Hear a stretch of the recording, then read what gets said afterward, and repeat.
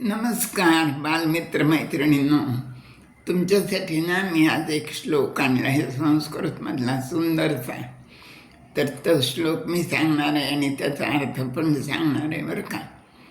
तर श्लोक असा आहे, संसार कटुवृक्षस्य द्वे फले ह्यमृतोपमे सुभाषितरसास्वादः संगती सुजनैः सह. असा हा श्लोक आहे. आता याचा अर्थ काय आहे? संसार कटुवृक्षस्य, संसारूपी कटुवृक्षाला कडुवृक्षाला द्वे फले अमृतोपमे, दोन फळं अमृतासारखी येतात. आणि कोणती बरं ती फळं?